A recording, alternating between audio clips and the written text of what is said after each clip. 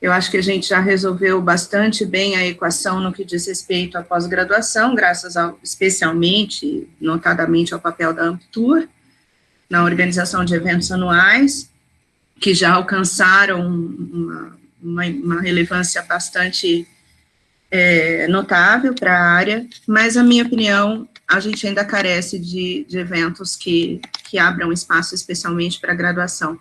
Nesse sentido, eu acho a iniciativa da ECA louvável, e eu desejo sucesso e faço votos que ela se expanda, né, e se torne, de fato, um espaço permanente de discussões e reflexões.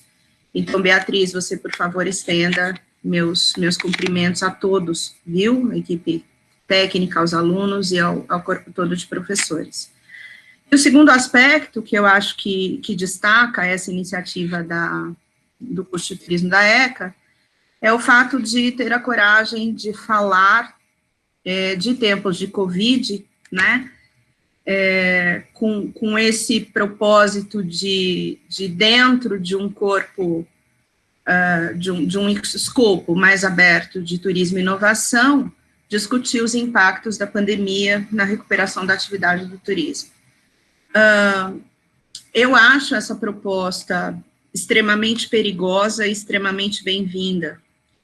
Bem-vinda porque a gente está lidando com um tempo que não conhecemos e portanto, diante do desconhecido, eu acho que o que a gente faz de mais honesto é olhar para a cara dele e reconhecê-lo, né, já que a gente está aqui falando de hospitalidade, a gente precisa vencer esse estranhamento que nós temos em relação a essa pandemia, compreendê-la e compreender os impactos que ela causa nas nossas vidas, profissionais e pessoais, né, e como estudiosos, como pesquisadores, isso é também uma responsabilidade social, né, devolver para a sociedade, ou compartilhar com ela o que a gente pensa a esse respeito.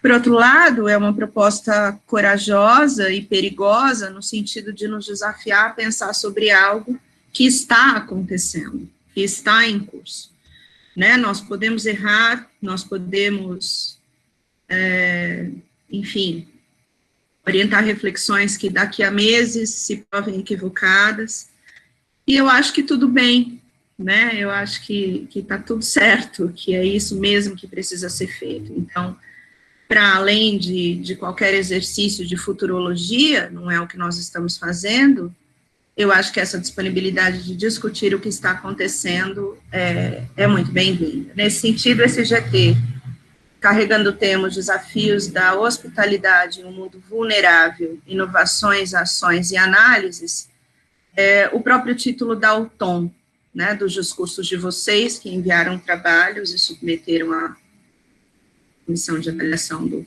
seminário, e estão aqui para apresentar os seus resultados, imagino que parciais, né, de novo, porque estamos falando de uma coisa que está acontecendo, e que, portanto, devem orientar o caminho de pesquisa de vocês nos próximos meses, quem sabe anos, né. Pela perspectiva da hospitalidade, para quem não me conhece, eu sou pesquisadora e professora dessa área, sou vinculada à Universidade Federal Fluminense, ao Departamento de Turismo e Hotelaria, e tenho a alegria de dizer que é uma área de atuação que eu não escolhi, né, nossos caminhos se cruzaram e eu sou muito feliz de caminhar com ela, com esse tema ao meu lado. Então, eu acho que a perspectiva que se coloca aqui para a gente agora, de olhar para os impactos da pandemia, é, antes de tudo, humana, né, antes de tudo, para o rosto do outro, para a perspectiva de inclusão, para a perspectiva de minimizar os efeitos dessa pandemia, fazendo uso para isso de tudo que a gente conseguir, né, buscar dentro dos nossos ambientes, das nossas comunidades de pesquisa, dos nossos esforços como professores e pesquisadores. Então, em nome da ECA, eu agradeço a todos vocês, lhes dou boa tarde, dou as boas-vindas ao seminário, e passo a palavra para vocês. Quero agradecer especialmente aos apresentadores dos trabalhos, Alex, Paulo e a professora Beth Ada, que acaba de chegar por aqui, me desejar boa tarde. Oi, Beth, prazer estar com você de novo. o Rafael, o Daniel e a Daniela, Elidomar, Rafael, Marcos, Darlene e Jailson, Flávia, Natália, Samanta e Ivan, acompanhados do professor Felipe Mojica, e Anderson, Cláudia e Luísa, acompanhados do professor Beni. Sejam bem-vindos, a palavra está com vocês. Como a Bia já avisou no começo, a gente tem coisa de 10 minutos, tá bem? Para a apresentação dos trabalhos de cada um, seguidos de outros 5 minutos para uma discussão imediata sobre este tema específico. Tentemos tomar cuidado com esse tempo e respeitá-lo, para que a gente tenha lá no final, antes de 5h30, um período para discussão um pouco mais abrangente, especialmente a partir das reflexões que forem surgindo à medida que os trabalhos vão sendo apresentados, tá bem? Eu vou estar cronometrando, Ana, eu vou estar cronometrando o tempo, e aí quando faltar 5 minutos eu aviso no chat, quando o tempo acabar eu também aviso. Tá bem, muito obrigada, Bia. E eu vou tomar liberdade para pedir para que vocês transfiram a palavra depois desses 5 minutos de discussão imediata, né, dos temas específicos, o apresentador seguinte já se sinta à vontade para tomar a palavra, colocar sua apresentação em tela e assim a gente maximiza o tempo, tá bem? Boa tarde, muito obrigada de novo pela presença de vocês e vamos adiante nesse tempo de aprendizado. Começamos com o Alex, o Paulo e a Beth, com o trabalho, se eu não... Deixa eu olhar aqui para não falar errado. Impacto da Covid-19 na hospitalidade dos destinos turísticos inteligentes. Boa tarde, Ana Paula, boa tarde a todos. É só eu clicar em apresentar agora, né, para eu carregar minha apresentação? Isso, por favor, Alex, boa tarde.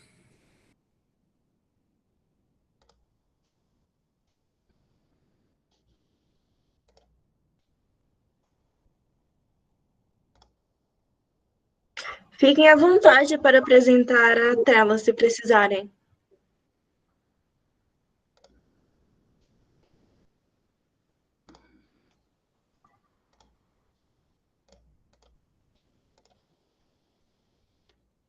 Só um minutinho, eu tô...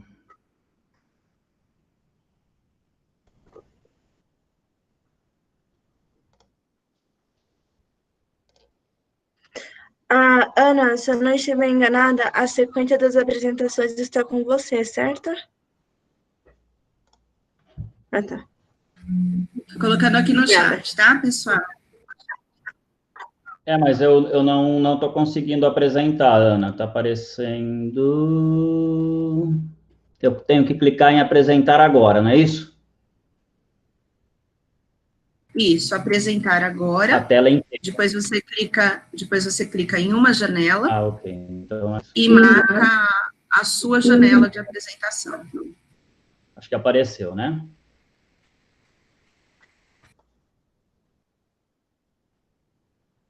Bom, deixa eu voltar. Bom, pessoal, esse trabalho está aparecendo, né? Só para confirmar, por favor. A minha tela. Tá sim, tá sim. Tá, então, vamos lá, pessoal. Esse gap para esse estudo, né? Tudo começou antes de mais nada, né? Vou me apresentar. Eu faço doutorado em hospitalidade pela Universidade de Morumbi. Esse trabalho é junto com o Paulo, meu coordenador, e com a minha com meu orientador e minha co-orientadora Beth, que está aqui conosco, participando. E o gap para nós construirmos esse trabalho, veio da minha tese que eu estou construindo, né?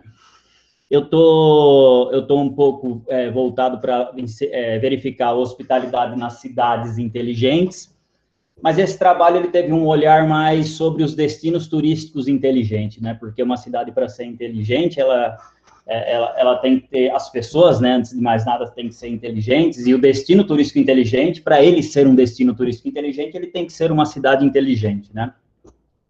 Então, o título do trabalho é tentar observar as características da hospitalidade, né, se elas ocorrem, como elas estão ocorrendo, né, durante a pandemia, né, durante o Covid-19, a pandemia ocasionada pelo Covid, e como ela pode também, né, e como esse estudo ele vai mostrar um caminho futuro com essa observação da hospitalidade, né, sobre essas características da hospitalidade.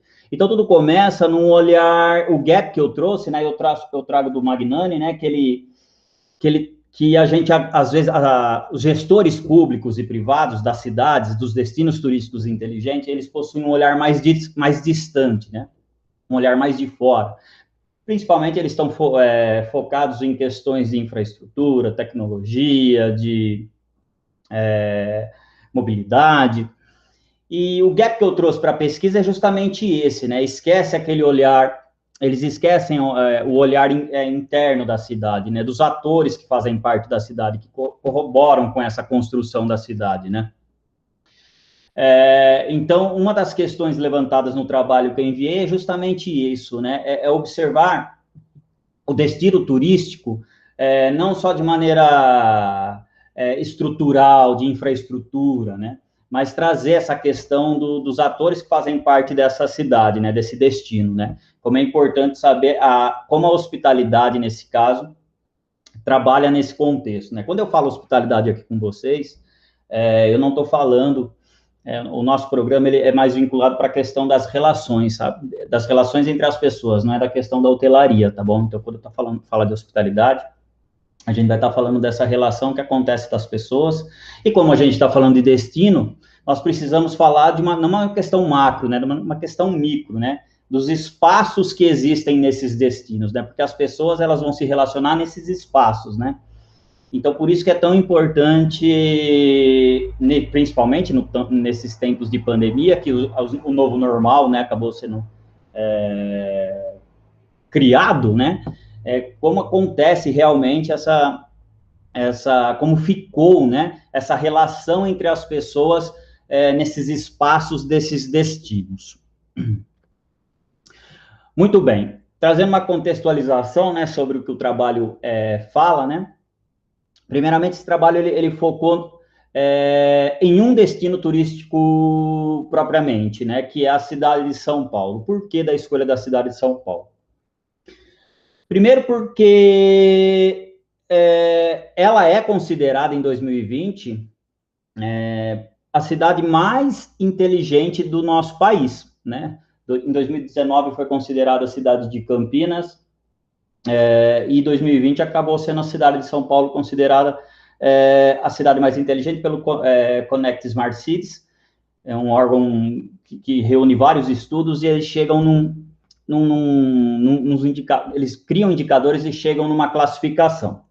Esse foi o primeiro motivo. O segundo, porque a cidade ela oferecia também todos os dados secundários que eram necessários para que fossem analisados, para a gente tentar observar essa ocorrência ou não ocorrência da hospitalidade nesses espaços dentro desses destinos. Então, novamente, o foco desse trabalho é realmente observar os atores que fazem parte dessa cidade, que estão dentro da cidade.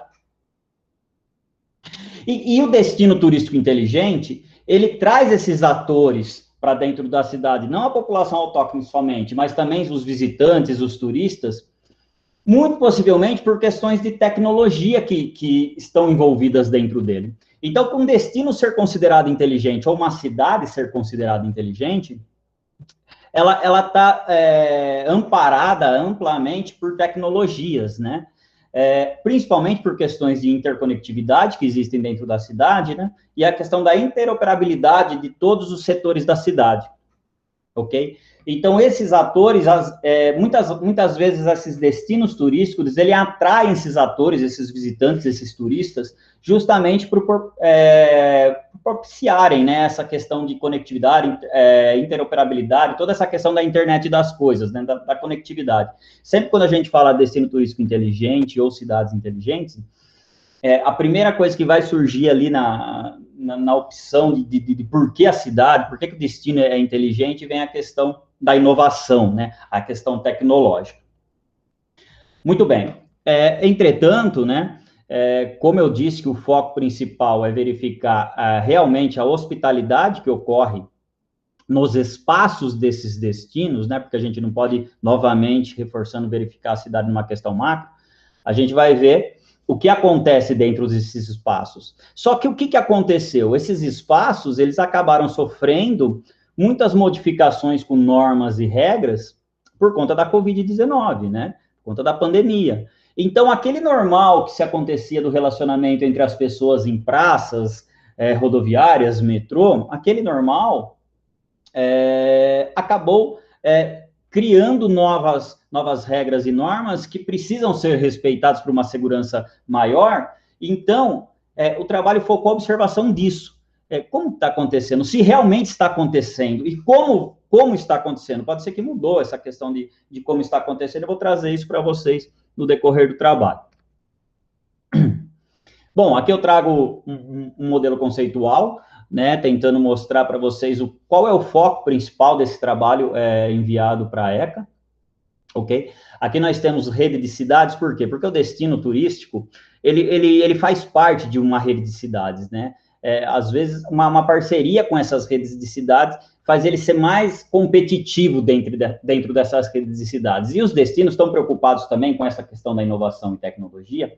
Eles sempre estão preocupados em se destacarem, né, em trazerem novos turistas, em buscarem novos recursos, novos investimentos, né? Então, essa competitividade dentro da rede de cidades, ela é sempre importante, né? E aí, dentre os destinos turísticos classificados no nosso país, a gente pegou a cidade analisada, que seria São Paulo, né, que é um destino turístico inteligente. Dentro desse destino turístico inteligente, a gente tem os espaços, como eu disse, não dá para a gente analisar o destino como um todo. Esses espaços, eles podem ser analisados como público ou comercial, tá? Com a questão da hospitalidade, a gente não pode ir para o domínio doméstico, então vai ficar no domínio público comercial. E nesses espaços, a gente vai analisar se existe a ocorrência da hospitalidade. Se não existe a ocorrência dessa hospitalidade, por quê? Foi porque a Covid ocasionou a não ocorrência da observação da hospitalidade? Não, sim, existe, mesmo com a pandemia, existe a ocorrência da hospitalidade, por meio de quê? As relações interpessoais, a hospitalidade, e voltamos lá no nosso destino turístico inteligente. É um modelo conceitual, como a Ana Paula disse muito bem no começo, né? Eu acredito que todos os trabalhos não estão fechados, porque a pandemia realmente ainda não terminou. Então, é um modelo que sempre vai estar sofrendo alterações até a sua finalização. Continuando. Muito bem. Esse trabalho enviado para a ECA, né, eu utilizei como metodologia, primeiro, o tipo de dado que eu utilizei para observar ele, por conta da própria pandemia, né, não teve a possibilidade de eu ir em loco para fazer a coleta ou análise, né, então foram utilizados dados secundários, que são dados secundários, dados que já foram manipulados, dados que já foram observados, que já foram revistos, que já têm o seu resultado, né? Então, desses dados secundários, eu acabei pegando boletins, pesquisas, relatórios, informações publicadas no sítio eletrônico da Prefeitura Municipal de São Paulo, nos sítios eletrônicos das autarquias vinculadas com a Secretaria Municipal do Turismo do mesmo município, e nos sítios eletrônicos das empresas prestadoras de serviço ao município. Tá. E aí, o que eu fiz com esses dados? Eu usei o método de análise de conteúdo para observação desses dados, né? Para análise desses dados coletados, né? E dentro do modelo de análise de conteúdo, do método de análise de conteúdo, proposto pelos autores, eu criei, em cima desses dados, lógico, depois de observados com profundidade, destacados a questões como coerência, né, coesão, nós criamos as categorias iniciais, as categorias intermediárias e as categorias finais, né?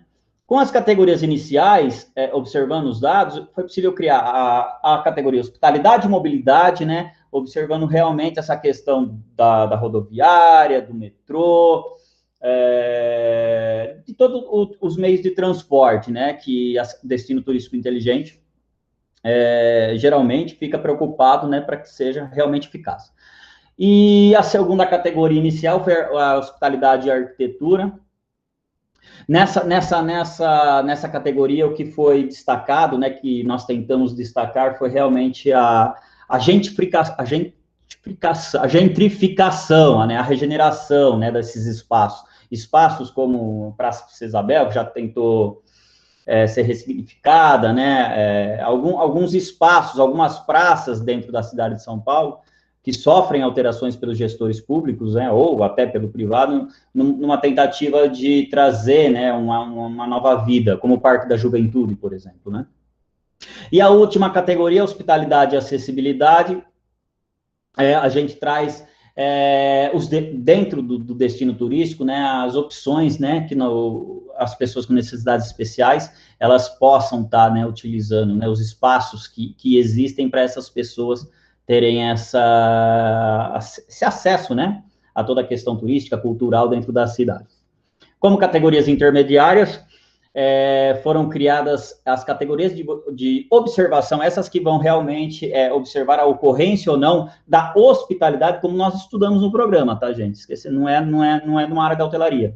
Como os leis e ritos da hospitalidade, encenação da hospitalidade, né, acolhimento, a meta-hospitalidade, que é uma hospitalidade criada pelo Lugosi, criada não, né, definida pelo Lugosi como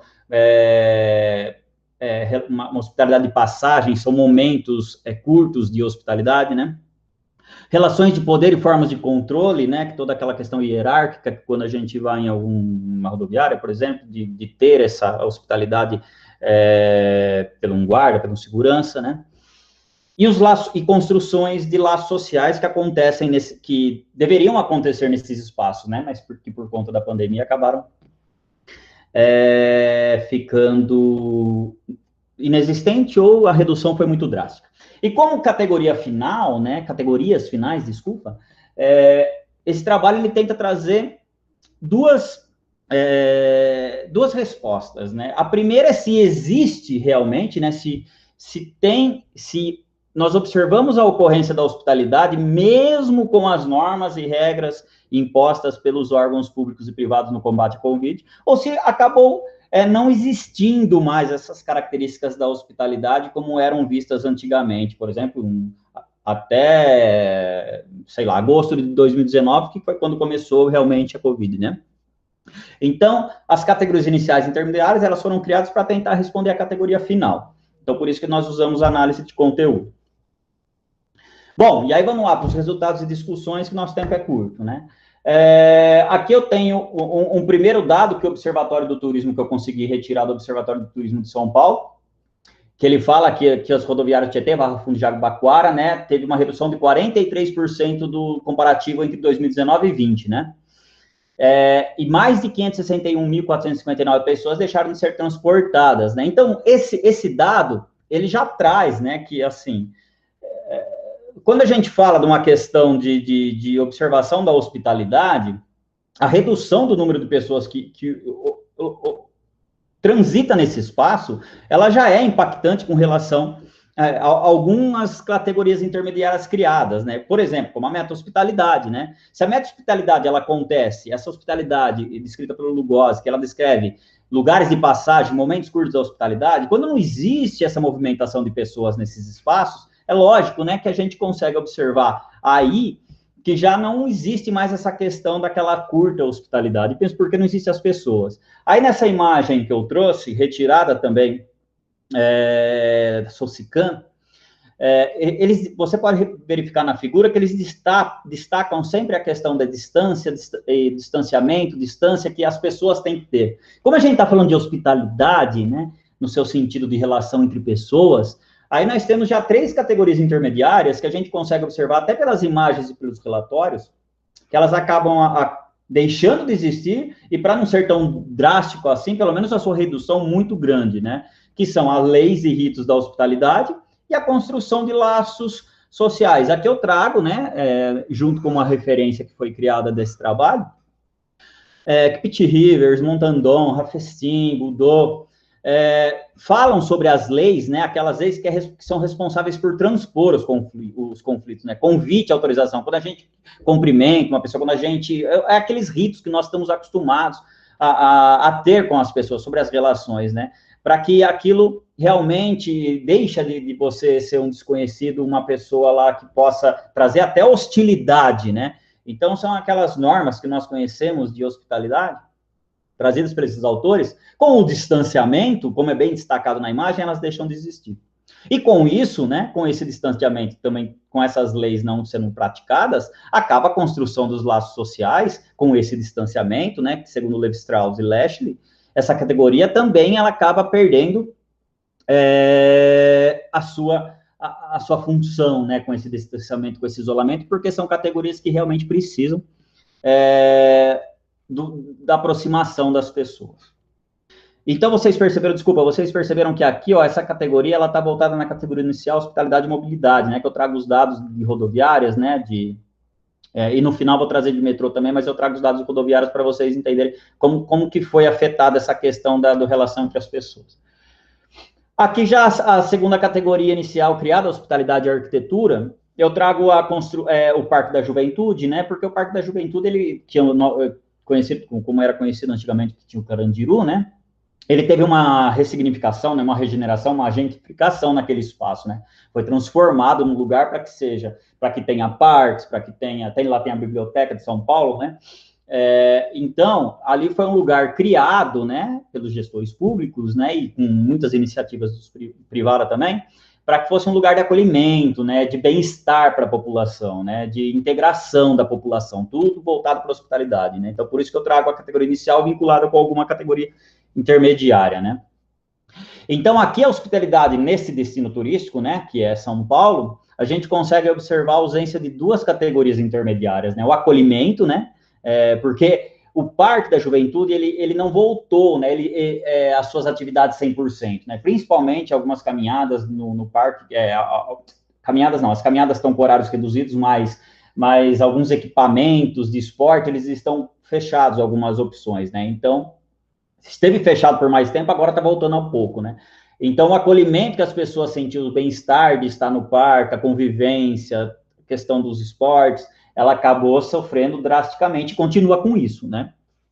E com isso, né, com o fechamento, com esse isolamento também, a construção dos laços sociais também acaba sendo penalizada. Vamos lá. E aí... Oi, Alex, tudo bem? Já se passaram seus 15 minutos, se você puder ir finalizando, eu agradeço.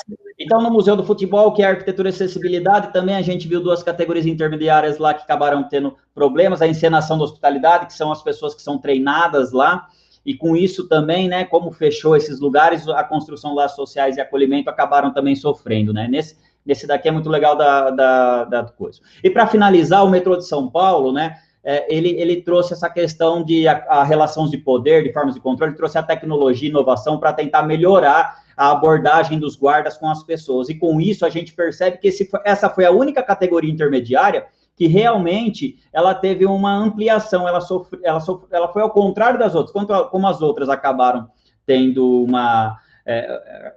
um isolamento, a questão do distanciamento prejudicou, aqui não, né? Os controles, a forma de controle, as pessoas se sentiram seguras, né, dessas pessoas estarem lá para que mantessem a ordem, né? Então, como conclusão, a gente traz o quê? Os vínculos, eles se modificaram, né? Essa questão do relacionamento com a pandemia, ela acabou sofrendo muito com relação à pandemia. Mas o acolhimento, ele merece uma abordagem mais aprofundada, porque nós não sabemos se as pessoas realmente, com esse novo normal, com essa questão de formas de controle, de ficar distante, elas se sentem mais acolhidas dessa forma ou não. Então, por isso que o trabalho vai continuar. E o que ficou mais claro é essa relação de formas de controle, né? Que ela acaba aumentando essa categoria criada. E aí a gente não sabe se o trabalho vai ter a final, porque ainda a Covid não acabou. Gente, desculpa por ter passado, dei uma corrida no final, mas obrigado pela atenção de todos. Não, imagina, eu que peço desculpas por ter que te interromper, mas é porque é para ficar justo para todo mundo. Mas muito obrigada pela apresentação e parabéns. Obrigado, gente. Não, imagina. Mas não tem problema, Alex. Eu coloquei aqui no chat, gente. Nós estamos em 15 pessoas. A maioria de nós são os próprios apresentadores, eu e a Bia. Então, Também quero tranquilizá-lo se a gente passar um pouquinho, vamos nos esforçar para nos mantermos no tempo, mas se passar um pouquinho não tem problema a gente exceder 5h30, pelo menos de minha parte, tá? Vamos fazer o seguinte, eu gostaria de fazer um comentário, Alex, talvez até deixar uma janelinha aí para a gente discutir isso depois, uma vez que a gente não tem perguntas aqui no chat agora, e aí a gente já transfere a fala, se você estiver de acordo, para Rafael, Daniel e Daniela, que pelo que eu estou vendo aqui, é o Daniel que apresenta, Daniel? Você que se apresenta? Quem vai, boa tarde, quem vai apresentar, Ana Paula, é o Rafael, eu e Daniela vamos dar suporte. Tá bom. Então, Rafael, vou só fazer um comentário. Quase o tempo, né, também. Tá bom, vou fazer um comentário para o Alex, quem tiver alguma pergunta para ele, coloca aqui no chat, e aí, Rafael, você entra na sequência tentando usar aí os seus 10 minutos, se você conseguir. Eu tenho muita dificuldade nisso, Alex, eu só fiquei, quer dizer, eu quero ler seu trabalho com muito mais atenção e acompanhá-lo, né? É um trabalho de gente grande, você está se propondo aí uma pesquisa hercúlea, mesmo que para doutorado, né? E num tema muito delicado, que é a hospitalidade nos destinos turísticos inteligentes, né? Você tem vários conceitos e categorias que vivem sendo, né, revistos, e sempre aparece um outro elemento novo. Mas se de cara eu pudesse te fazer uma provocação, seria pensar em substituir nas categorias iniciais a palavra arquitetura por estudos urbanos, porque você, na verdade, pelo pouquinho que eu vi aqui, me corrija depois se eu estiver enganada, você está falando muito mais de elementos relacionados ao urbanismo do que a arquitetura propriamente dita, enquanto recurso construtivo. E isso, para quem é da área de recursos urbanos, pode causar alguma confusão. Então, eu consideraria falar em hospitalidade em estudos urbanos, ou hospitalidade, arquitetura e urbanismo, e não deixar só o verbete arquitetura, tá bom? Okay. Alguém tem alguma pergunta pontual para o Alex, que queira fazer agora? Só uma curiosidade que eu queria verificar com o Alex. Parabéns, Alex, é um excelente trabalho, né? Acho que eu não conheço profundamente o tema que você está investigando, mas você falou sobre as dúvidas da continuidade ou não desse trabalho, né? Faz parte da sua tese de doutorado. Não sei se para a continuidade, claro que com a pandemia ficaram afetadas as possibilidades de entrevistas, a não ser por meio digital. Seria interessante fazer no futuro, caso vocês continuem, uma entrevista ou algum questionário com os stakeholders, né, para verificar na ótica deles essa questão que você está investigando. Eu digo isso porque é o tema da minha tese, eu acho que o seu trabalho tem muito a ver com essa relação entre os stakeholders. Sim, Elidomar, né, que falou comigo, sim.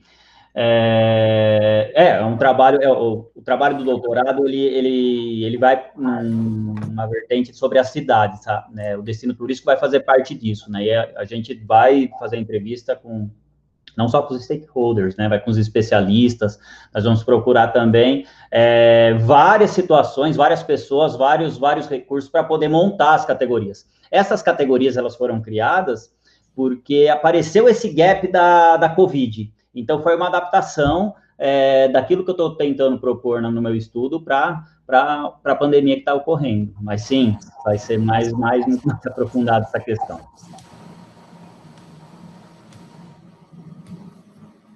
Obrigada, Alex. Rafael, vamos lá? Vamos. Boa tarde. Por favor.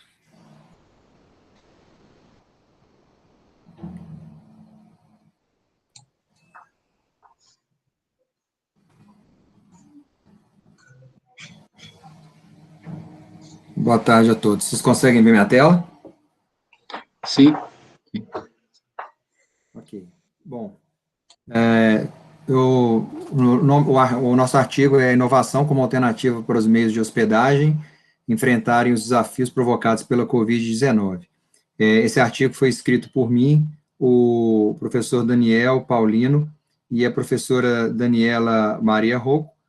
O Daniel foi o meu orientador no meu mestrado, concluí o mestrado nesse início do mês, né, e pesquisei inovação gerencial relacionada ao estudo de casa e hotelaria. Então, aqui nesse artigo, a gente traz um pouco desse trabalho que foi feito especificamente aqui, né, com relação à Covid, né. O professor Daniel e Daniela também estão participando aqui conosco dessa apresentação.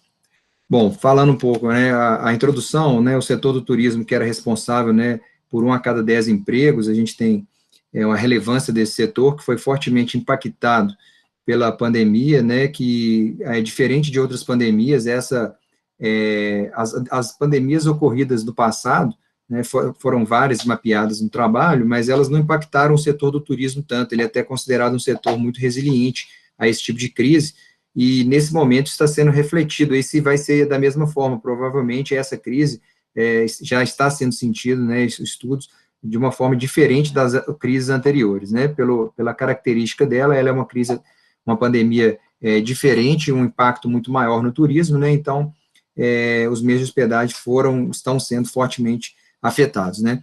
Esse artigo ele vai trazer a inovação como centro do debate aí, como um possível caminho para os gestores dos meios de hospedagem enfrentarem essa crise provocada pela Covid.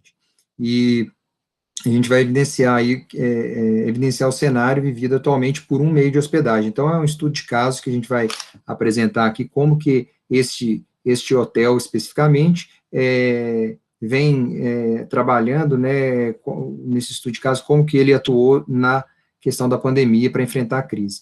Trazendo aqui a questão da inovação gerencial, inovação no setor hoteleiro e os fatores influenciadores para a adoção de inovação. Essa é a parte mais discutida na questão conceitual do trabalho. A metodologia qualitativa, descritiva, é um estudo de caso único, como instrumentos de coleta principais, né, foi a análise documental e entrevistas semi-estruturadas com gestores e tomadores de decisão da empresa. E as categorias de análise, a conceituação da inovação, adoções de inovação e fatores influenciadores para a adoção de inovações no hotel, tá? Bom, caracterizando, é um hotel de luxo, tá, no estado da Bahia, tem aproximadamente 40 unidades habitacionais, são unidades grandes, né, um hotel de luxo, hotel chamado, né, de hotel horizontal, 15 anos, mais de 15 anos de existência, só uma unidade hoteleira, aproximadamente 90 funcionários. Foram envolvidos aqui, principalmente os entrevistados estão ali no nível estratégico, todos do estratégico, e parte do nível tático também participou desse trabalho nas entrevistas.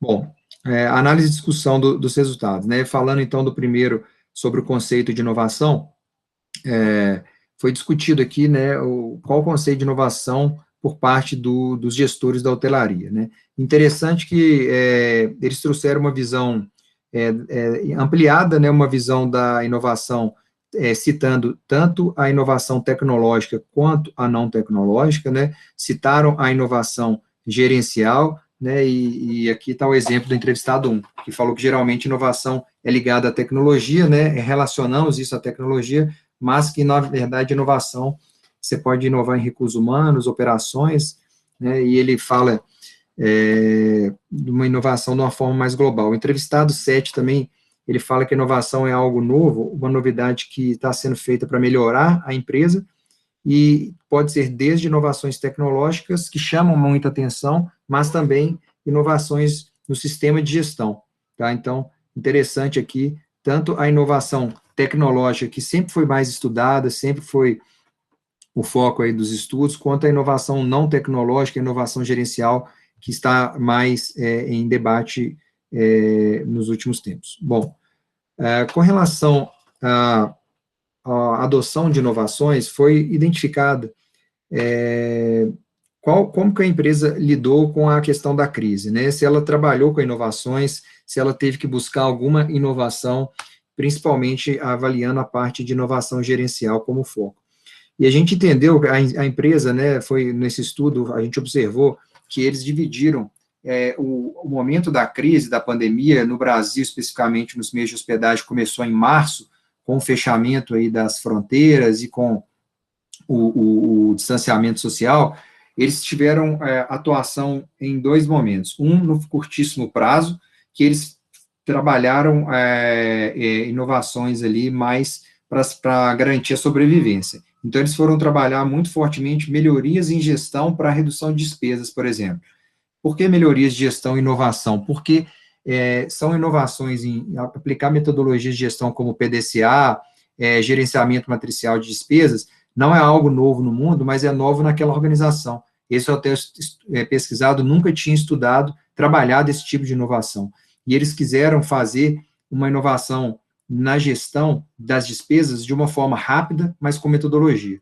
Então, eles usaram metodologias de gestão novas, na gestão do caixa também, né? Eles trabalharam formas diferentes de gestão de fluxo de caixa, de gestão de tesouraria, e isso foi o quê? Foi o curtíssimo prazo que eles chamaram ali para sobreviver nos primeiros 30 dias da crise, e esse foi o grande foco, tá?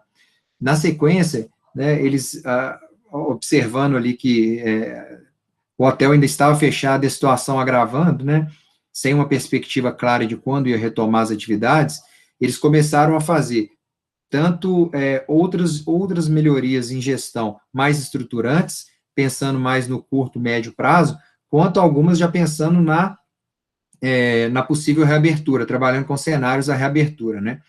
Então, em gestão de custos, eles fizeram reestruturação do quadro de pessoal, trabalhando, né, um modelo de gestão de pessoal diferente, incluindo mais equipe intermitente e extra, para atender a demandas específicas, em detrimento de um quadro fixo maior.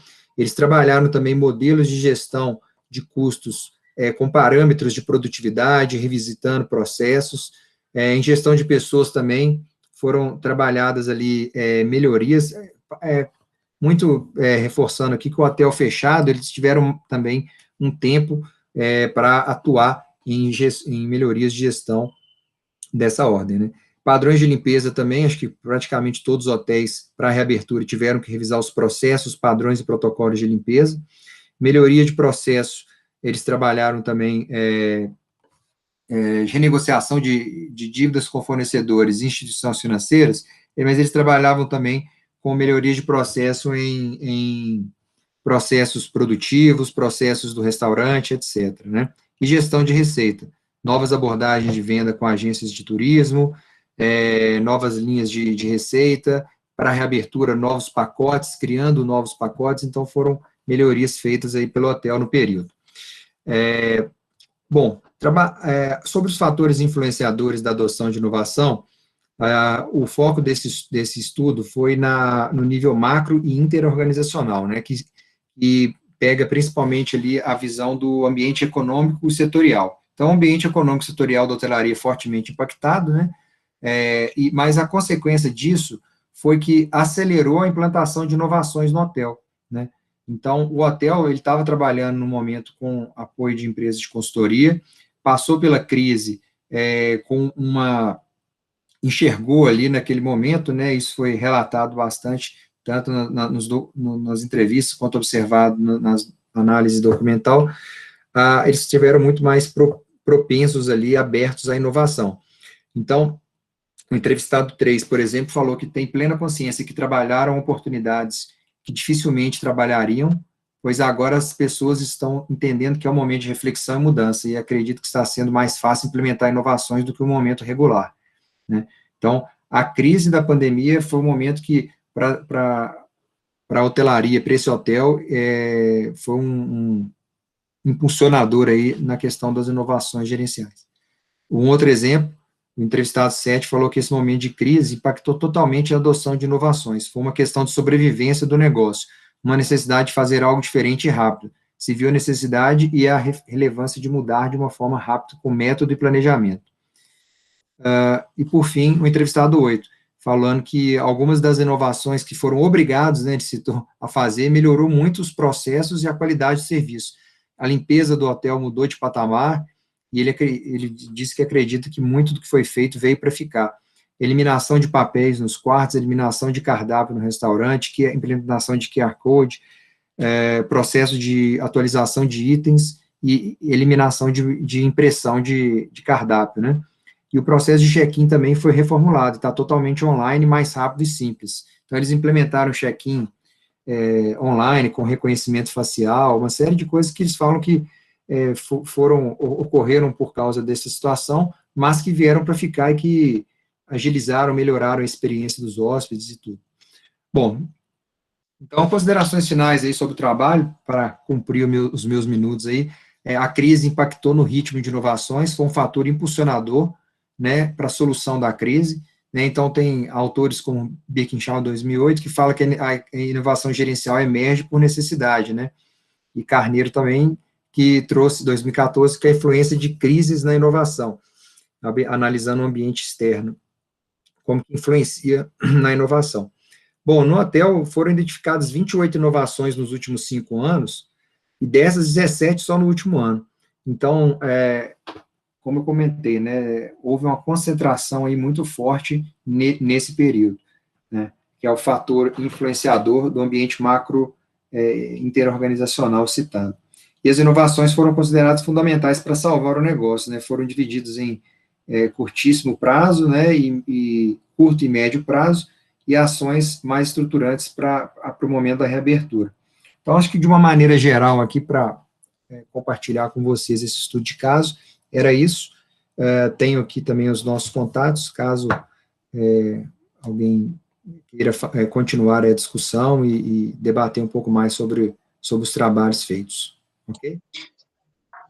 Só um ponto que eu achei interessante acrescentar, a fala do Rafael, essa questão que vocês comentaram anteriormente, né, na apresentação, sobre fazer o trabalho durante, acho que foi a Ana Paula que comentou isso, né, Ana Paula, assim, a gente ainda está nesse momento, né, então é como se fosse o caso vivo, assim, né, como que a gente consegue pegar e tirar essa foto, ainda não foi exatamente uma foto precisa num período muito curto, que o Rafael conseguiu fazer essa pesquisa, né, no mestrado, praticamente durante toda a pandemia, né, Rafael? Então, acho que isso que eu queria ressaltar, e aí, assim, essa preocupação, talvez, que eu acho que aí, sim, para o setor, né, para os meios de hospedagem e para o turismo, de modo geral, é de pensar nas inovações de longo prazo, né? Então, assim, que é um ponto que a gente coloca nas conclusões, que, vamos dizer assim, ainda não rever modelo de negócio, novos mercados, enfim, isso aí, acho que é um ponto a explorar, né? Não sei se a Daniela quer comentar alguma coisa, mas eu acho que é interessante. É isso aí. Obrigada, Rafael. Colocação do Daniel. A Daniela também está aqui na janelinha. Parabéns a vocês, viu? Caso alguém tenha alguma pergunta para eles, quiserem ir elaborando, eu queria fazer um comentário. Acho que nem é fotografia, né? É um filme de produção independente, daqueles que demoram para ser feitos, porque o momento pede, né? A gente não pode se acelerar, a produção perde o contexto, né? Sim. Mas eu achei incrível uma coisa que vocês apontaram, o Rafael falou, essa coisa das 28 inovações identificadas, 17 concentradas agora, e os processos de revisão os movimentos de revisão de processos conduzidos, e você falou, né, Rafael, não fez nada novo, mas aquele hotel ainda não fazia, e eu não sei se eu perdi a sua fala e me atrapalhei um pouco, são 40 unidades habitacionais e 90 funcionários, é isso? Isso. Só essa fotografia já evidencia uma necessidade de revisão de processo brutal, porque, é claro, a gente não conhece as características do hotel, imagino que seja até um hotel de lazer, de grande porte, você falou construção horizontal, eventualmente bem espalhado, né, pelo terreno, e aí, sim, isso pede mais funcionários, mas 90 funcionários para 40 unidades habitacional, os hotéis de luxo não fazem mais, né? Só isso, só a revisão deste quadro de funcionários, já certamente proporcionará uma revisão de custos muito importante. E é incrível que tenha sido necessário vir Covid, ou qualquer outra crise que pudesse vir nesse lugar, para o proprietário olhar para isso, né? É o que vocês falaram, de repente o processo em si nem é novo, mas ele nunca tinha feito, ele nunca tinha conduzido. É sim também uma oportunidade de muito aprendizado, especialmente para hoteleiros independentes, né, individuais, familiares, para até buscar na hotelaria mais profissionalizada um aprendizado que até hoje não foi necessário para eles terem. É importante esse olhar de vocês. Parabéns, obrigada, viu? Isso aí, Ana Paula, e vai ficar, acho que, em torno de 20% de redução de gastos, custos e despesas que eles fizeram agora na pandemia, em torno de 20% vai ser perene. Então, mesmo com a retomada num cenário zero pandemia, num cenário full, um ano inteiro normal, o hotel já vai operar com excelência, sem cair a qualidade, com 20% a menos de custos e despesas, né? Então, isso do negócio é muito saudável. E todo esse movimento de melhoria de gestão, revisão de custos, despesas, renegociações de contratos, etc., foi feito, muito provocado, impulsionado pela questão da pandemia, né? Infelizmente, mas... E às vezes a gente não olha, né, para esses processos, porque é necessário olhar. A Beth está aqui, um grande amigo nosso, Marcelo Boeger, conta uma historinha que eu sempre adoro, que é sobre a disponibilidade de águas, de garrafas d'água no frigobar dos hotéis, né, na mini geladeira dos hotéis, que é status quo, né, todo hotel coloca água na geladeira, mas muitas vezes essa água não é tomada. E ela fica lá por semanas, por meses, etc. E um dia ele fez essa conta, ele falou, não só vou tirar a água, para ver que impacto isso gera, como eu vou fazer conta de quanto o hotel vai economizar se eu não disponibilizar essa água. Eu não vou colocar no frigobar, vou continuar tendo um estoque disponível em algum ponto do hotel, que seja inclusive uma vending machine, né, e testou. E no final das contas, ele viu isso, quer dizer, não houve nenhum impacto na retirada da água do frigobar, houve uma redução de custo significativa com água, né? E, é claro, vai haver situações que você tira a água e isso causa uma celeuma, né? Mas, a crise chega, os desafios aparecem e a gente olha para determinadas coisas. Muito obrigada. Parabéns para vocês. Vou passar a palavra agora para Elidomar, Rafael, Marcos, Darlene e Jailson. Quase uma cidade, não é? Um grupão. Quem é que os representa, por favor? Sou eu, o Elidomar. Boa tarde, querido. Palavra é sua. Tudo bem? Eu gostaria inicialmente de agradecer, eu vou parar a apresentação aqui para me verem todo. Eu gostaria de agradecer aí a participação, e achei muito salutar aí o seminário, e eu acho que isso faz parte de uma gestão do conhecimento aí no turismo, a importância disso de uma forma mais ampla e mais inclusiva, principalmente esse momento que a gente está passando agora, né? E isso vai ao encontro do que o Daniel estava falando aí, é mais um processo de inovação. Eu acredito que estão sendo revistos os eventos, tanto em nível acadêmico, como em nível corporativo. Eu acredito que não vai existir mais essa questão do novo, normal, né? É até uma antítese isso, porque se é normal, ele não pode ser novo. Então, na verdade, vai ser uma quebra mesmo, é disruptiva, é uma inovação disruptiva o que está acontecendo. E algumas coisas estavam latentes, na hotelaria a gente viu isso bem, algumas coisas estavam latentes, mas agora foram catalisadas por essa conjuntura que a gente está vivendo, né? Então, eu acho que o Congresso o seminário vem num momento muito bom para todos nós, e é um prazer estarmos todos aqui. Então, nós somos da Universidade Federal de Pernambuco, aqui do Departamento de Hotelaria e Turismo, eu sou professor aqui no departamento, e tenho o prazer de estar fazendo esse trabalho aí, ter feito esse trabalho com ex-alunos, e que estão no mercado. O Marcos está no mercado hoteleiro, o Rafael está na Secretaria de Planejamento, a Darlene está terminando o curso, o Jailson está no mercado hoteleiro. Então, são pessoas que estão vivenciando, estão sentindo na pele o que é que está acontecendo no setor, né? Isso daí nos ajudou muito aí na parte das análises. Então, vamos lá discutir um pouquinho aqui o nosso assunto. Dentro desses impactos da Covid-19 e coordenação da atividade do turismo. Esse trabalho da gente está bem adequado a essa temática, que é impactos da Covid-19 na governança e operação hoteleira, né?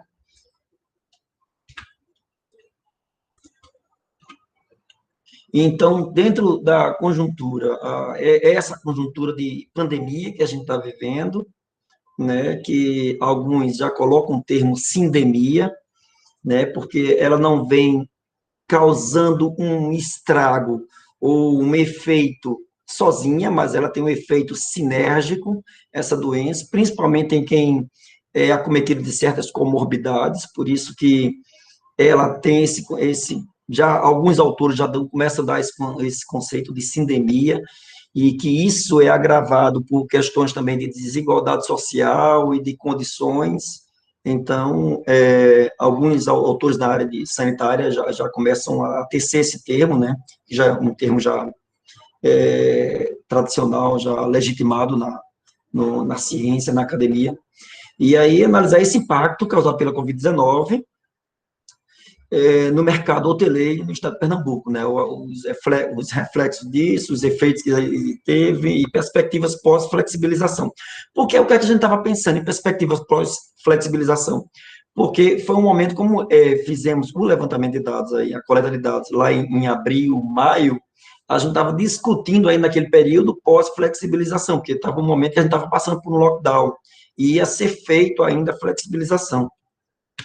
E alguns princípios disso, norteadores do nosso trabalho, essa questão do turismo, a importância do turismo, o turismo não é uma indústria, não é um fenômeno, é eminentemente uma atividade, mesmo atividade econômica, e atividade social, e atividade cultural, e o impacto que essas pandemias trazem, suas externalidades, sejam externalidades econômicas, sanitárias, sociais, e tudo que a gente está vivenciando na pele nesse ano 2020, né?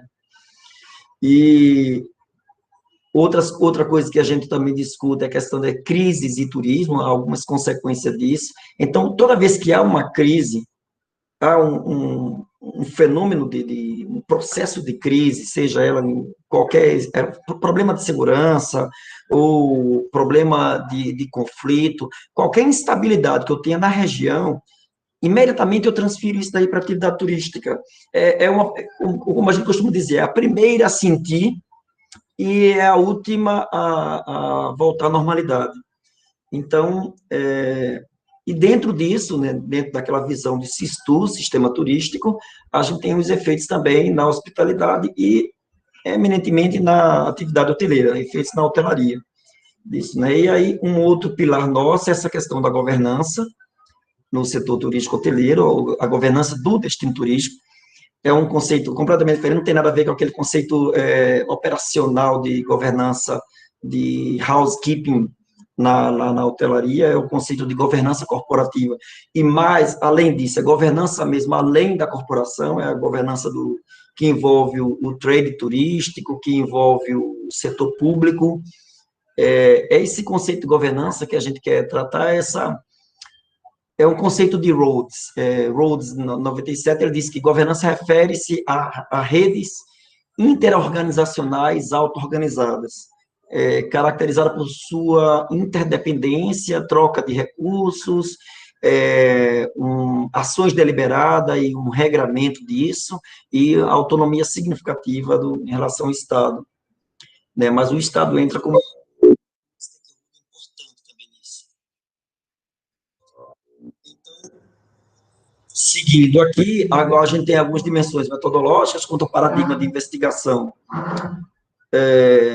Uma visão construtivista, quanto à abordagem, é um estudo misto, onde a gente se utilizou de algumas técnicas quantitativa, eminentemente estatística descritiva, e qualitativa, a gente também se baseou na análise de conteúdo de Bardão, utilizando-se do software NVivo, onde a gente identificou os nós, e a partir dos nós criamos algumas dimensões e categorias para cada aspecto analisado.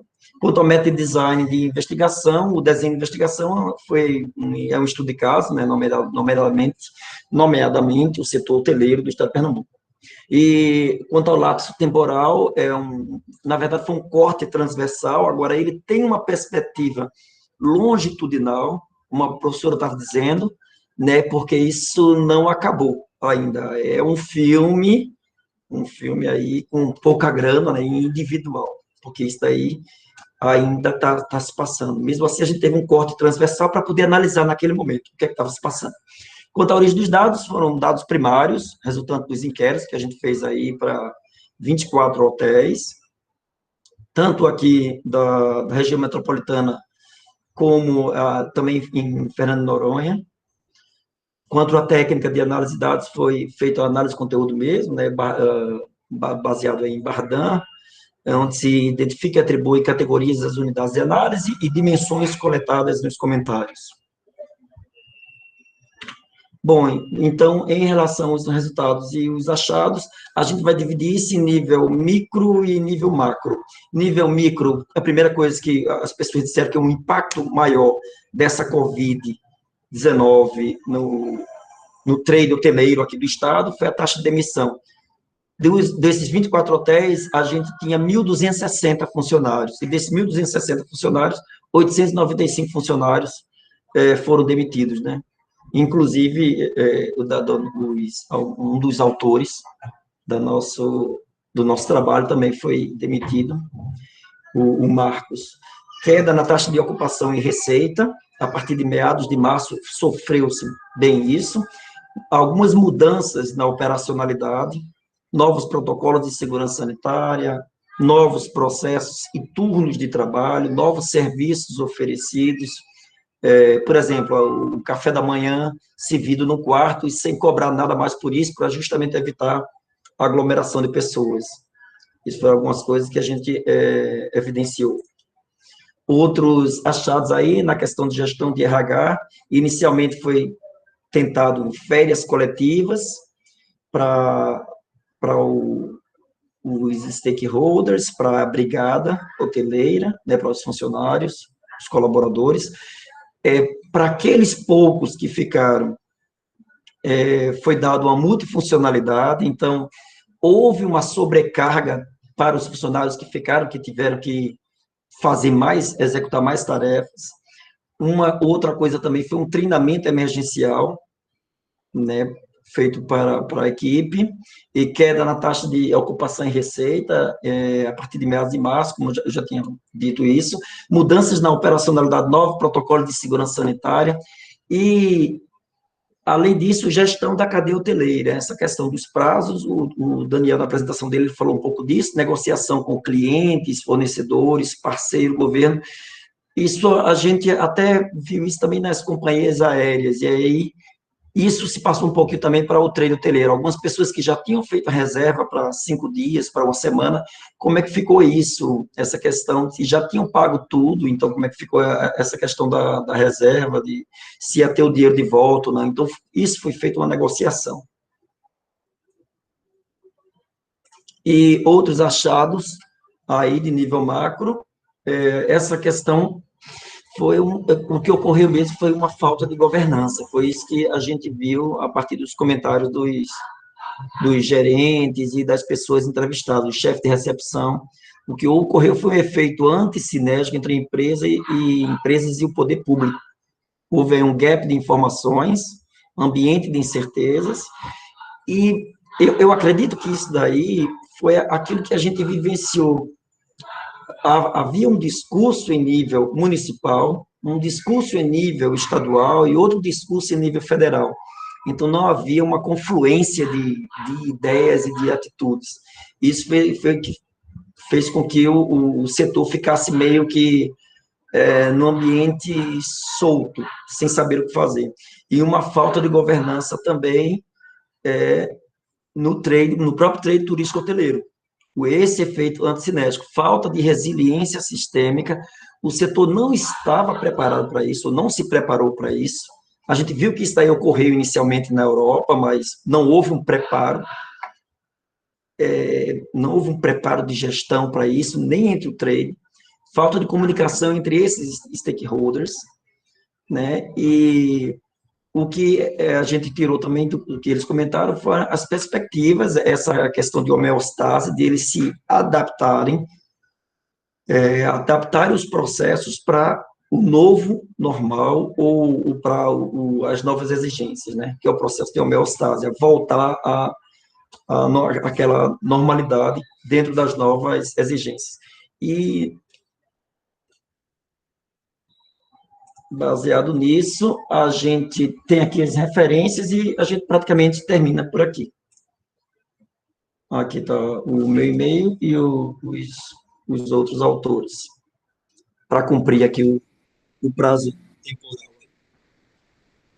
Obrigada, Elidomar. Tem outros autores do seu grupo? Alguém quer se manifestar, quer fazer alguma colocação? Enquanto isso, eu abro para as perguntas. Eu gostaria muito que, eu não sei se Marcos está aí. Marcos está aí? Deixa eu ver se Marcos está aqui. Não, eu acho que Marcos não tá. Ele está no novo trabalho, e aí ele estava só ouvindo, e eu acho que agora ele precisou sair. Mas você queria que ele comentasse a questão do desemprego, era isso? Exato. É porque, na verdade, terminou ele sentindo na pele todo o processo que aconteceu, que os setores foram se diminuindo, né? Houve praticamente uma reengenharia setorial, e depois o hotel praticamente fechou, depois ficou o hotel de voltar, e o hotel chamou a todos, e é o hotel de uma cadeia americana, e demitiu todos os funcionários, né? A gente tem lá no Rio acompanhado, Eliomar, de uma maneira um pouco mais genérica, né, não um hotel em específico, mas um recorte do mercado, que é a hotelaria de luxo. Tem uma aluna nossa fazendo uma pesquisa sobre isso também, e lá também foi assustador, né, é uma coisa, mesmo para os hotéis que optaram por se manter abertos durante a pandemia, o JW Marriott foi um deles, as demissões chegaram pesadamente, né? E a Mariana Aldrigue tem feito algumas colocações bastante assertivas a respeito disso, discutindo a disponibilidade de recursos dada pelos governos, pelo poder público em geral, né, federal e estaduais, a dificuldade dos hoteleiros de acessar isso, e o impacto disso, especialmente na força de trabalho, né, que o hoteleiro resistiu um tempo, não demitiu num primeiro momento, deu férias, né, fez acordos coletivos, parcialmente foi ajudado pelo governo no auxílio emergencial, então, né, houve aí num primeiro momento, alguns arranjos, né, que eu acho que pouparam a força de trabalho, especialmente porque, sim, no começo a gente tinha a esperança de que conseguisse resolver, né, que a pandemia, ninguém falou, nós vamos ficar um ano trancados dentro de casa, mas aí, em médio prazo, o tempo foi passando e o prejuízo para a força de trabalho foi muito grande, infelizmente. Agora, professora Ana Paula, uma das coisas que a gente vê agora, nesse momento que a gente está vivendo, que já é um outro cenário em relação a abril e maio, que a gente fez essa coleta de dados, é que, graças a Deus, a atividade turística, pelo menos aqui do estado, ela está voltando muito rápido. Porto de Galinhas teve 100% de ocupação, considerando os 60% permitido, porque está sendo só permitido 60%, então, de 100 quartos, você só vai poder ocupar os 60 quartos, devido à questão de evitar aglomeração e tal. 60% encheu os 60%, então, para o mercado nesses últimos feriados que houve. Então, isso, para Fernando de Noronha também, a recuperação está em V, está uma recuperação realmente em V. Isso, para nós, do setor hoteleiro, é uma coisa muito boa. A gente está sentindo que não vai voltar assim vagarosamente, não. A gente acredita que, se houver uma segurança e uma confiança maior dos clientes, isso aí rapidamente volta, e rapidamente vai lotar os hotéis daqui, da região, e as coisas vão voltar à normalidade de uma forma mais rápida. A gente vinha comentando no GT agora das 2 horas e meia de hospedagem, exatamente isso, né, a capacidade da hotelaria de reagir a crises. É um setor extremamente versátil, É um setor que não se assusta com esse tipo de desafio, né? A gente tem força, mas também é um ambiente de muita incerteza, né? E é o que nós falamos aqui, não dá para tirar fotografia agora, é ir produzindo o filme sem pressa de acabar, e eu realmente acredito que a melhor colaboração que nós podemos dar como estudiosos e pesquisadores é a que vocês estão dando.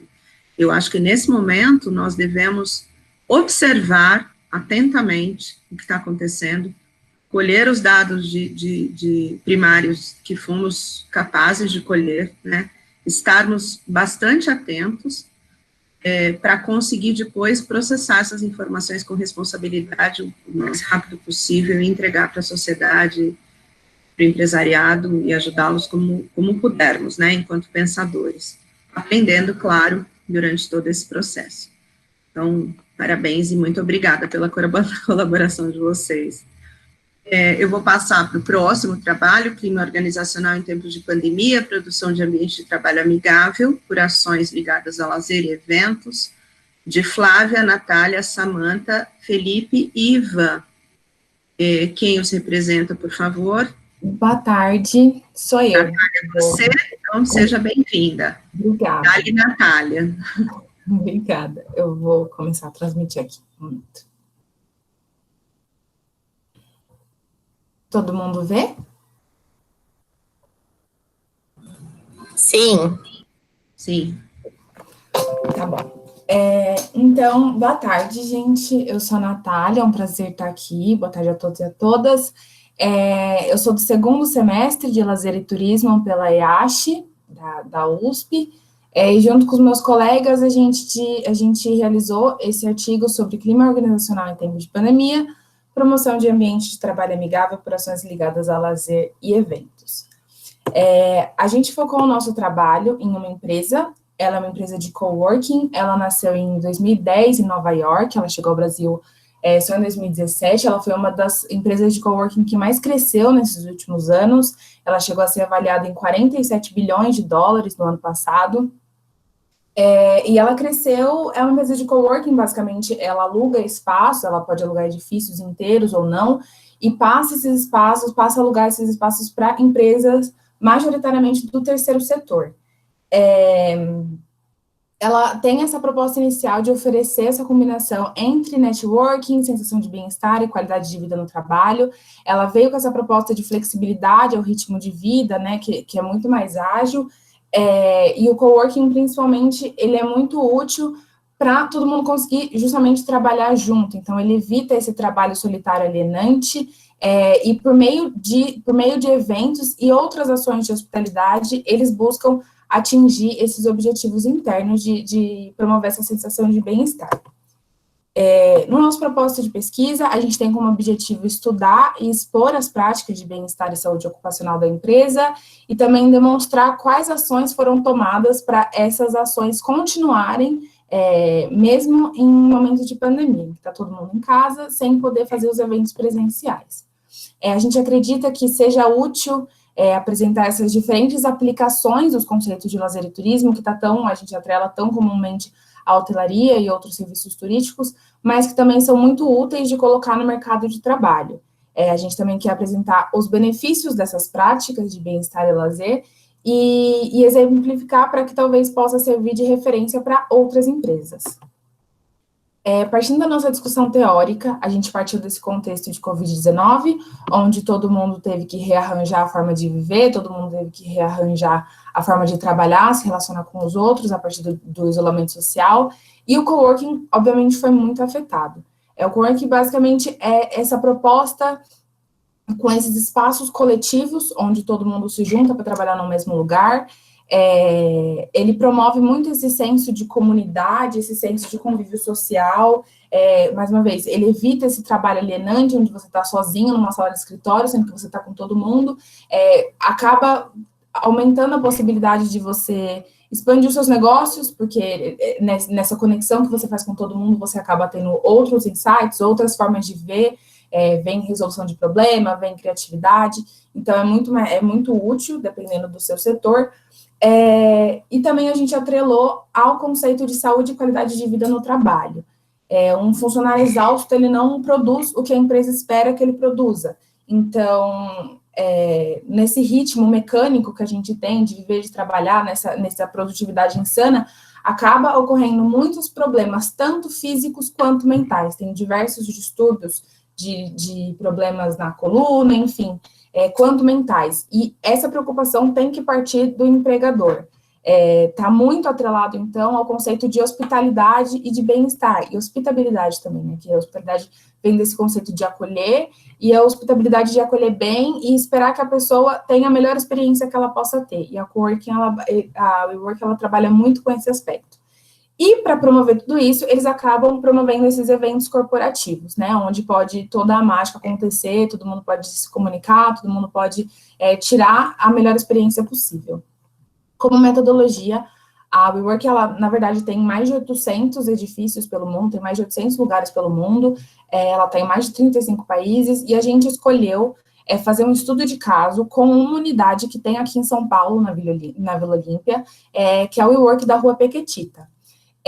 A gente teve a restrição metodológica de só utilizar informações públicas, então a gente pegou pelos sites dele, jornais, as últimas notícias, e também fez uma revisão bibliográfica para conseguir construir o nosso referencial teórico. Para os resultados, a gente fez uma entrevista semi-estruturada com 2 funcionários da WeWork, que é o Community Manager, ele é responsável por todas as questões operacionais do prédio, tudo acaba passando por ele, e também o Community Lead, que ele é responsável pela harmonia do espaço, ele que tem que liderar a equipe para promover, porque vem a empresa que quer contratar, quer alugar, e a WeWork, ela tem essa equipe especializada só para se voltar ao bem-estar de todo mundo.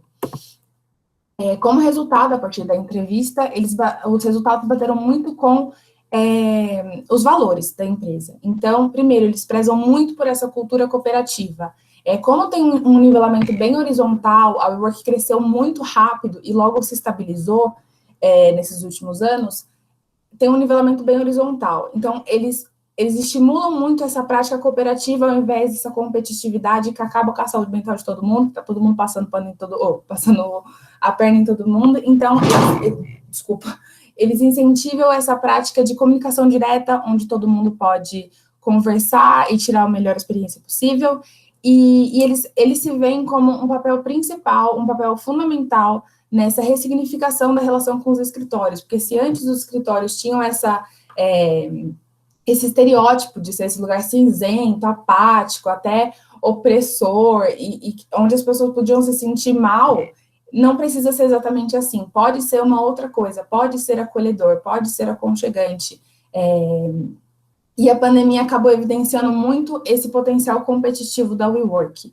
Os outros escritórios, geralmente você tem que alugar a sala, e aí você que custeia a obra, você que tem que cuidar de todo o espaço. A WeWork, ela teve que readequar os seus serviços, ela entende que o espaço é um serviço, né? Ela passou a ter que se reinventar, já era algo que eles utilizavam, mas o conceito de escritórios satélites foi algo muito positivo nessa pandemia, que é basicamente, como tem muitas WeWorks em muitos lugares, não necessariamente um funcionário tem que se deslocar a cidade inteira para ir até a sede única e principal da empresa. Ele pode ir até o escritório coworking mais perto que tem, e ele fica menos exposto ao vírus.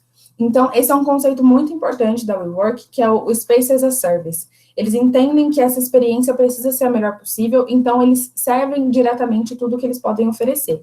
Então, o primeiro pilar que eles trabalham é esse espaço com tecnologia e design atrativo. Então, desde iluminação natural, a disposição das cadeiras, a disposição do espaço que tem lá, tudo é feito para que seja aconchegante, para que seja esse espaço de descompressão e não tanto algo que você vai se sentir enclausurado no lugar.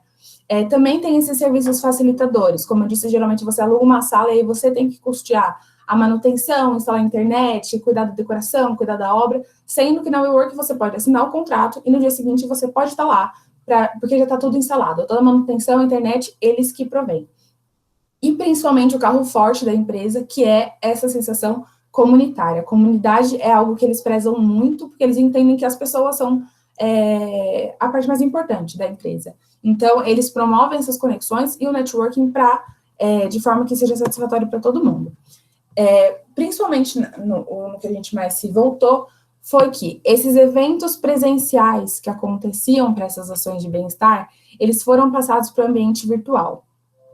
Então, esses eventos, eles aconteciam de acordo com a demanda.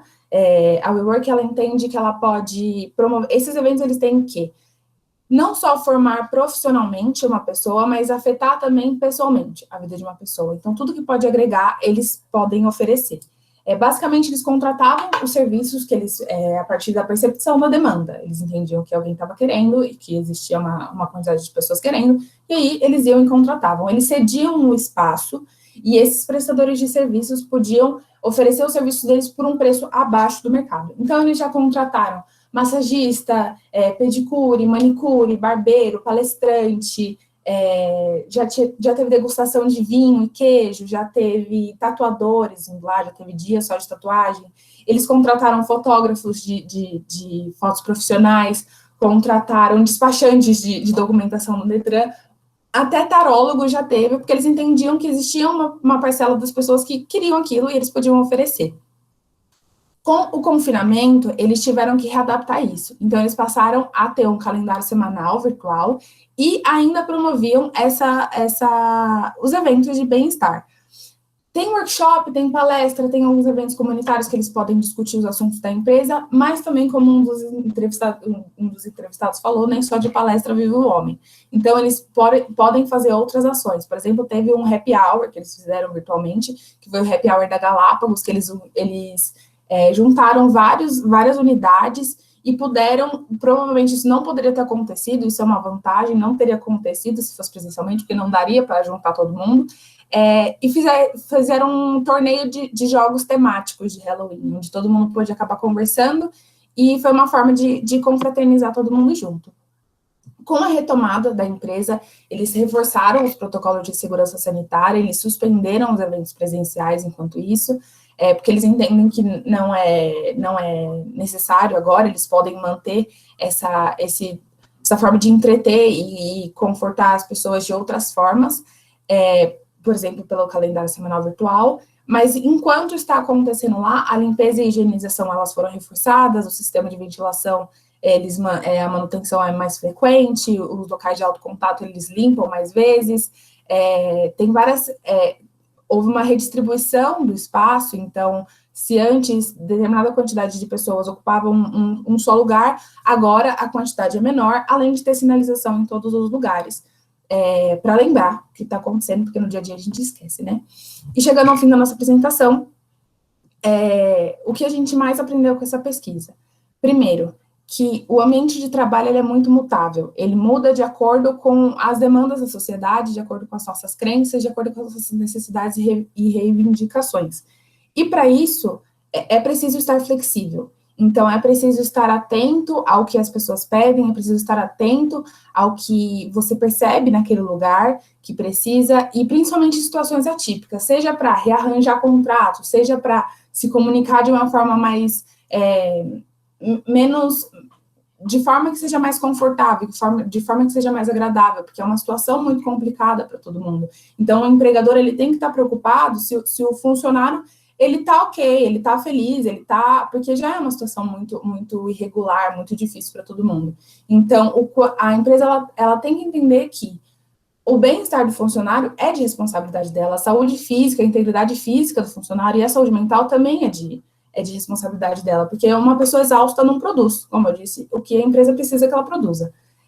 Então, essa cultura cooperativa é muito útil também, porque é uma sensação de comunidade que você tem, que você pode compartilhar, você pode entender o que a outra pessoa está falando, e não necessariamente tem alguém querendo te passar a perna o tempo inteiro. E também a necessidade de se atentar à qualidade de vida no trabalho, como eu disse, porque essa integridade física, essa saúde mental, desde a forma como você organiza suas reuniões, a forma como você fala com a sua equipe, é de responsabilidade do empregador e precisa estar atento a isso. E talvez o que mais chocou a gente, e a gente aprendeu, foi a aplicabilidade desses conceitos que a gente atrela tanto ao turismo, tanto aos serviços turísticos, que podem e devem ser aplicados em outros lugares. Ser bem-vindo, ser bem recebido, alguém com um sorriso te recebendo, você ter café, água, comida, uma equipe harmoniosa que te acolha, não é só num hotel, não é só nos serviços turísticos, também tem que estar na nossa vida, porque esse bem-estar, ele tem que se estender às outras áreas. Então é isso, muito obrigada pela atenção de todo mundo, foi um prazer apresentar para vocês. Obrigada, Natália. Caso alguém tenha alguma pergunta para o grupo, por favor, elabore. Enquanto isso, Natália, eu quero parabenizar vocês. Eu já venho acompanhando alguns dos trabalhos que o Felipe vem realizando e estou sempre muito próxima de vocês. E me passaram algumas coisas pela cabeça aqui. A gente lá na UF tem uma disciplina na graduação que nos ajuda muito a olhar para espaços como esse que vocês analisaram, né, do cowork, que é uma disciplina chamada Hotelaria e Empreendimentos Não Hoteleiros, e que nos mostra exatamente isso, né, o quanto não só a hotelaria enquanto prática profissional, mas também a hospitalidade, né, enquanto uma noção maior, né, de natureza até virtuosa, filosófica, sociológica e etc., está presente na vida da gente, em geral, né, e você faz uma colocação agora no final, você falar tantos desses valores que são do nosso universo do turismo que a gente expande para outros lugares. Eu acho que tem uma colocação importante a fazer, que é a seguinte: a hospitalidade, ela não está restrita ao contexto do turismo, é o contrário, na verdade, né, a hospitalidade é uma noção enfim, milenar, né, um valor, um conceito que vem, inclusive, de áreas bastante anteriores à nossa, em termos de produção do conhecimento, né, da teologia, da filosofia, da literatura clássica, da história das sociedades, da história dos costumes, da antropologia e etc. Em algum momento, nós no turismo e na hotelaria nos apropriamos de alguns conceitos de hospitalidade. Então, às vezes, a gente tende a achar que a hospitalidade existe nos serviços turísticos e escapa para outros setores, mas, na verdade, é o contrário. Ela está em muita coisa, inclusive nos serviços turísticos, né? E aí, por essa perspectiva, eu recomendaria a vocês até considerarem colocar no título desse trabalho e inserir nas reflexões a noção de hospitalidade, junto com o turismo e lazer, porque quando você fala de bem-estar, de cultura corporativa, de criação de um ambiente favorável, vocês também estão falando de olhar para o outro, né, vocês também estão considerando a perspectiva da alteridade, até por um caminho que a Isabel Batista defende lindamente, que é dar rosto ao outro, olhar para ele como um sujeito de direitos, compreender do que ele precisa e, em termos de cultura corporativa, desenvolver mecanismos para que ele tenha acesso a esses desejos, a essas necessidades. Então, o que está na expressão bem-estar e cultura corporativa, ou bem-estar corporativo, carrega também muito de hospitalidade, e vocês têm esse saber na IAT, né, vocês têm agora a professora Mariana Bueno, que abraça essa área com muito carinho. Então, eu acho que, considerando o Covid, considerando as dificuldades de interação, considerando todos os desafios aos quais nós estamos sendo expostos, no sentido de promover relações mais saudáveis, né, que é o que você está tratando, acho que a hospitalidade é um desenhinho a mais. Uma vez que seu trabalho está posto aqui, no seminário, num GT de desafios da hospitalidade, eu achei que fazia sentido eu te fazer essa sugestão, tá bom? Muito obrigada, parabenizo os seus colegas pelo trabalho e força na continuação. Eu que agradeço. Vamos passar ao último trabalho a ser apresentado, análise da capacidade absortiva na indústria hoteleira, estudo de práticas de absorção de conhecimentos, por Anderson, Beni, Cláudia e Heloísa. Quem fala pelo grupo é? Boa tarde, professora. Eu que vou apresentar. O meu orientador, o professor Beni. Imaginei. Né? Boa tarde. Não pode estar presente, né? A gente está aí na iminência do SEMEAD, também ele participa aí do comitê científico. Queria agradecer ao comitê científico também da USP, né? Eu vou projetar minha tela e vou tentar não me estender muito, né? Só um momento, por favor. Por favor.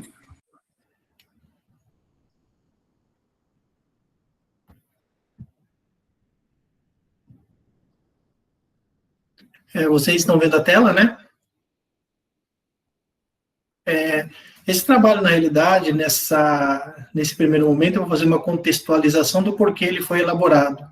A minha tese de doutorado versa sobre engajamento de stakeholders no mercado hoteleiro. E esse artigo ele surgiu numa disciplina do doutorado da Uninove, que eu fiz com 2 colegas, né, a Cláudia e a Heloísa.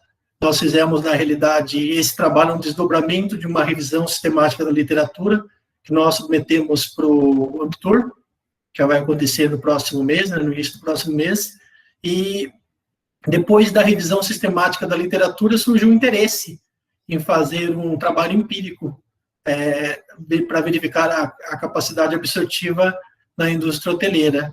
E nesse meio tempo veio a pandemia. Então, nosso propósito inicial não era investigar a pandemia, e se tornou, né, depois, inclusive com as entrevistas, isso foi ressaltado por alguns respondentes.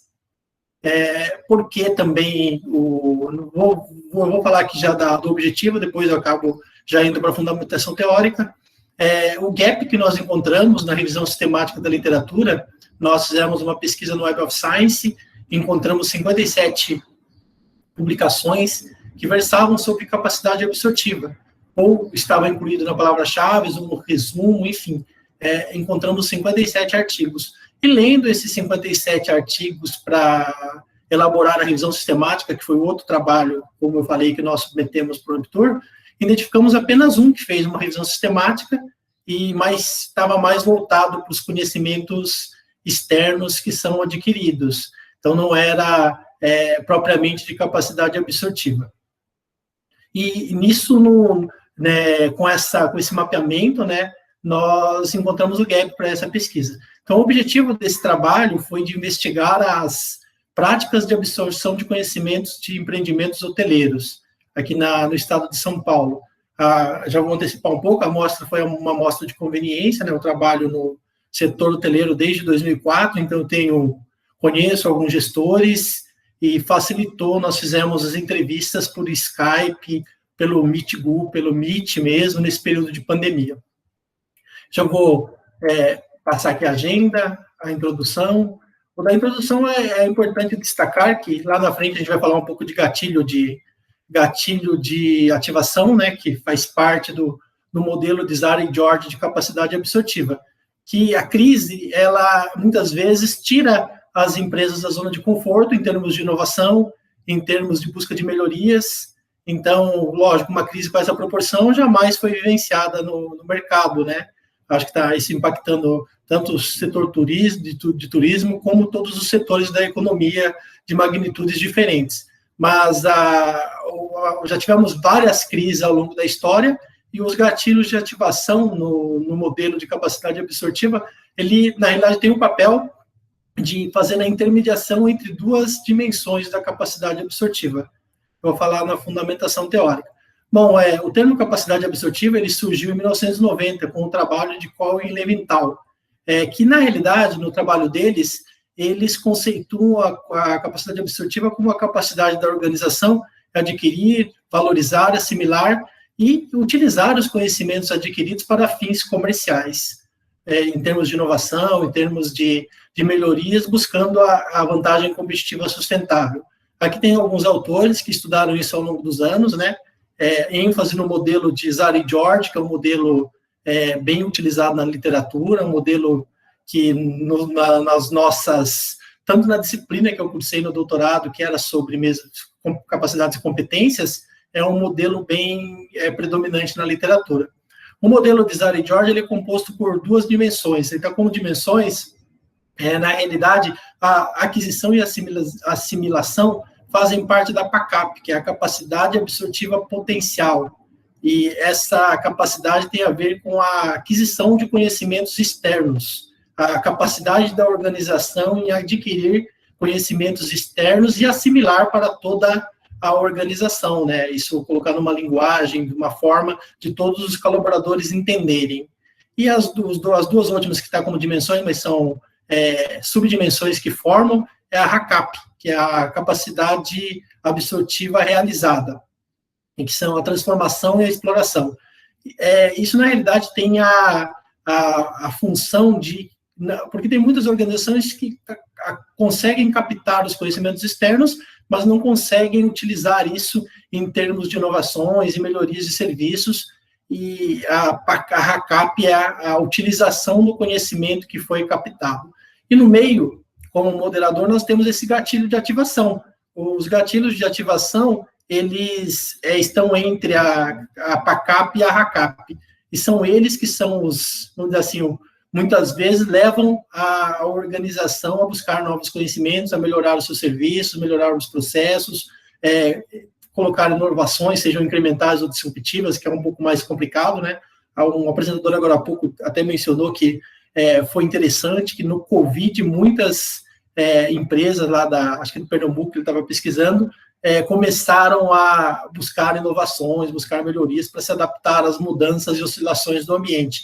Mas nesse modelo de capacidade absortiva, os gatilhos de ativação têm esse papel de estimular e levar as organizações do setor hoteleiro a promover melhorias e inovações.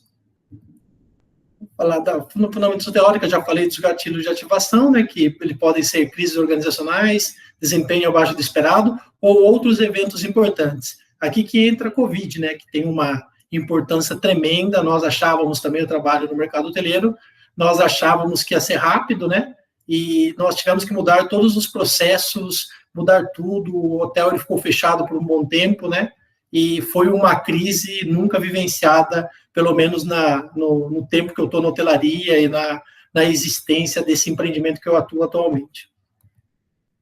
Bom, o método qualitativo, a abordagem qualitativa, né, o corte transversal, não foi uma pesquisa longitudinal, nós pegamos o recorte do momento, é uma pesquisa exploratória, e nós utilizamos a estratégia de estudos de casos múltiplos.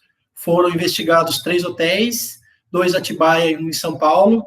Nós fizemos um pré-teste com uma gerente de recursos humanos antes, então tem um roteiro de 9 perguntas, e as entrevistas foram realizadas por Skype, pelo Meet, e um hotel é um hotel de grande porte, com mais de 300 unidades, que fica em Atibaia, e os respondentes, né, foram gerentes destes empreendimentos.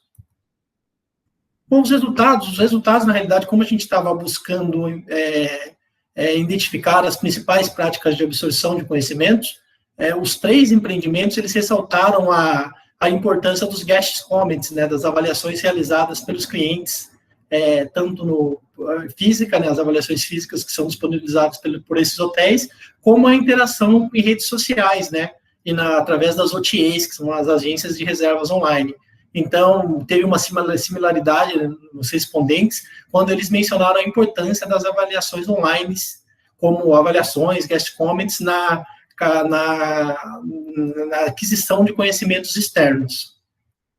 E um resultado com relação à Covid, que, como eu disse, o trabalho não tinha sido estruturado em primeiro momento para investigar os impactos da Covid, mas nas entrevistas surgiram. Os 3 respondentes, né, eles mencionaram que tiveram que mudar alguns processos devido à Covid. Por exemplo, o primeiro respondente, ele investiu em material de segurança, EPI, mudou lá, fazer treinamentos rápidos com os colaboradores. Esse primeiro respondente, ele ficou pouco tempo com a unidade fechada, acho que foi 1 mês apenas, então foi algo, mesmo quando teve o lockdown, depois ele já reabriu. Os outros 2 respondentes demoraram um pouco mais para voltar às atividades. Esse primeiro respondente ele é do hotel de maior porte, né? O segundo respondente é do hotel boutique de 27 unidades que fica em Atibaia, e ele também teve que fazer algumas alterações no buffet. O ponto forte do apelo comercial desse empreendimento era a gastronomia, o buffet que era servido, e ele teve que remodelar para pratos à la carte, né? Teve que fazer uma mudança na área de alimentos e bebidas. E o terceiro modificou a questão das toalhas, é um hotel também de médio porte, 70 unidades, ele retirou as toalhas das mesas e melhorou o processo de higienização. Mesmo não sendo os resultados de primeiro momento que nós buscávamos na pesquisa, nós identificamos esses resultados, a pandemia também, de certa forma, estava todo mundo preocupado, os 3 respondentes, com a pandemia, com os impactos financeiros, né, e com as mudanças que eles fizeram por causa da pandemia. Bom, e as conclusões, né? As conclusões é que o modelo proposto por Zara e George, nós constatamos através das entrevistas que esses hotéis eles possuem práticas de aquisição de conhecimentos similares, participação em feiras, eventos do setor, a análise das avaliações de hóspedes. Porém, um respondente ele mencionou que os conhecimentos prévios de mercado foram citados como fonte de inovações do hotel. Era o respondente desse hotel boutique, né? Ele foi secretário de turismo de Atibaia. Então, ele tinha uma bagagem anterior. No modelo de Zara e George, eu não trouxe um modelo, que é um modelo que fala sobre os moderadores, os mediadores, enfim, tem as experiências prévias como antecedente à capacidade absortiva. Então, também já era, de certa forma, um pouco esperado, né? E a questão do Covid trouxe, né, esses resultados com relação à mudança nos processos dos hotéis. Bom, esse estudo ele contribui para o desenvolvimento do campo teórico. Nós encontramos, como eu disse, não sei se em outra base, nós não buscamos no Scopus ou no EBSCO, em outras bases, mas dentro do Web of Science nós encontramos apenas um estudo, e devido a essa escassez, nós acreditamos que esse trabalho possa contribuir para o desenvolvimento do campo teórico, e a contribuição gerencial, e o estudo ele fornece algumas práticas de aquisição de conhecimento e processos de capacidade absortiva que podem contribuir para a melhoria dos processos, dos serviços, das inovações desses hotéis. Bom, essas são as principais referências. Eu gostaria de agradecer a todos. Muito obrigado.